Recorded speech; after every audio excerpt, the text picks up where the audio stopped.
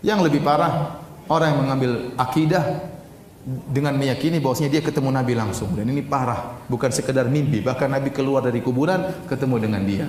Ini lebih parah lagi. Ya. Seperti ada sebagian thariqat ya yang menyebutkan bahwasanya pemimpinnya pernah datang ke Masjid Nabawi.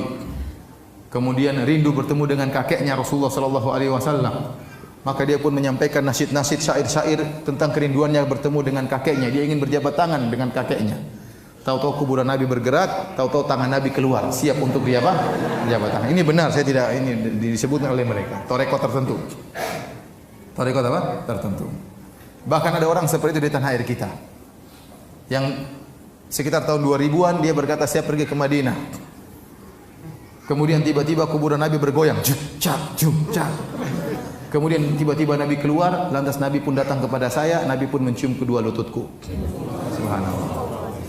Ini ngawur. Sekarang orang ini luar biasa. Acara kematiannya sampai macet di mana-mana. Orang ini, videonya masih ada di YouTube. Orang begitu bodohnya meyakini hal seperti ini. Masalah kebenaran mungkin atau tidaknya, itu ya. Masalah mungkin dan tidak mungkinnya.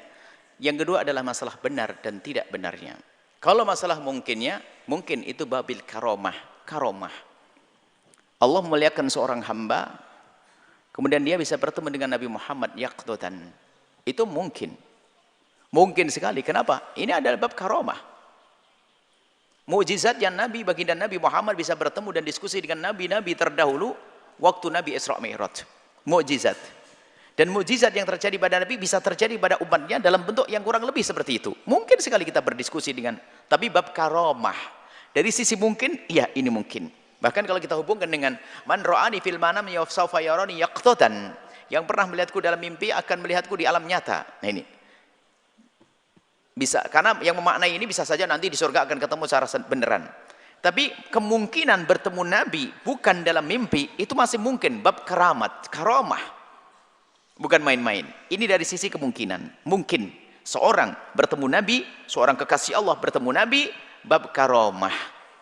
Tapi yang kedua, masalah benar enggak omongan siapa dia? Sholat jamaah ke masjid jarang, paling pelit. Ngomong, aku ketemu Nabi secara langsung. Bohong. Dan ingat, man kadzaba alayya muta'ammidan falyatabawwa maq'adahu minan nar. Jangan berdusta atas nama Nabi. Ini mungkin, tapi jangan gampang mengaku.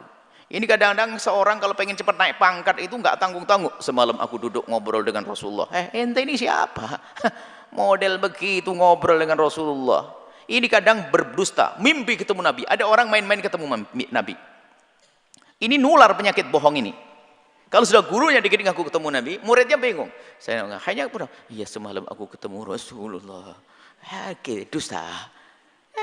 Dan kalau memang betul itu adalah terjadi pada seorang kekasih Allah, ini akan menjadi rahasia pribadi antara dia dengan Rasulullah.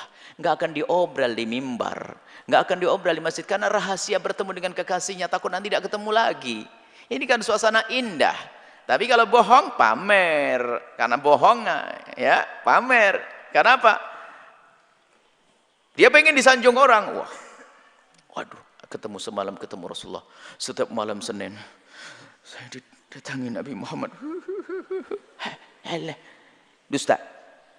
Maka di pondok ini tidak ada anak berani ngomong ngaku ketemu Rasulullah dalam mimpi. Ada anak datang langsung tak bilang, kalau besok kau cerita kepada temanmu tak usir dari pondok. Kenapa? Kalau sudah ada anak, memang seandainya dia bertemu dengan Rasulullah dalam mimpi benar, mimpi ketemu Rasulullah benar, kemudian dia bercerita, akan dikagumi oleh kawannya. Yang lainnya mikir, gara-gara mimpi aja orang pada menghormat dia. Akhirnya semua pura-pura mimpi. Sak pondok jadi pembohong mimpi ketemu Rasulullah.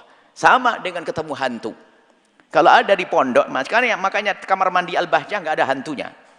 Kalau ada satu saja ketemu hantu, dari bohongnya dia, ketemu hantu, itu besok ada ketemu lagi.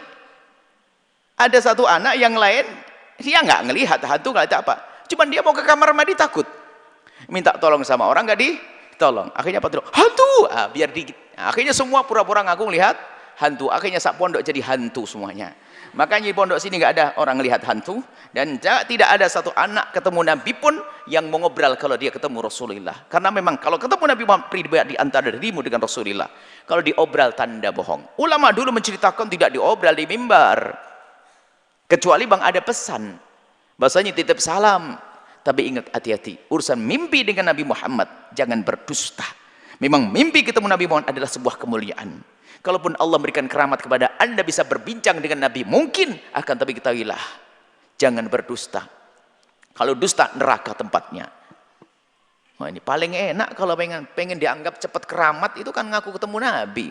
Setiap malam Jumat ini waktu Nabi Muhammad datang, sudah ada di setting temannya, disemprot minyak wangi dari bawah. Wangi ini Rasulullah. Jadi ini settingan. Nabi Muhammad bikin main-main nih. Biarpun katanya ustadz pendusta, munafik, dia dibenci Nabi, tidak sayang, tidak cinta, orangnya begitu, berbohong. Awas, hati-hati. Jadi mimpi Nabi adalah mulia. Kalau seandainya ada bertemu Nabi, istimewa. Tapi ingat, jangan berdusta. Kalau berdusta, falyatabawa maq'adahu minan nar, siaplah tempatnya di neraka. Seperti itu. Jadi masalah mungkin yang mungkin. Cuman kalau dia ngomong, belum tentu siapa dia. Soleh, alim, dermawan, jauh dari maksiat. Kalau memang sifatnya seperti itu, sangat mungkin orang yang disifati dengan kesolehannya, lembut hati, perilakunya baik, dermawan, Masya Allah. Kemudian ada berita, semalam aku ketemu Rasulullah. Mungkin dia. Tapi kalau orang kayak kita yang pas-pasan semuanya ini, semoga Allah mengampuni kita dan memudahkan kita bertemu Rasulullah sallallahu alaihi wasallam ya. Semoga Allah menjauhkan kita dari dusta. Nanti malam ketemu Nabi, tidak usah ngomong-ngomong ya. Saya titip salam dan mintakan doa. Itu aja, nggak usah cerita. Banyak bohong nanti, temannya bohong nanti. Mengajak orang berbohong, dusta semuanya, neraka semuanya.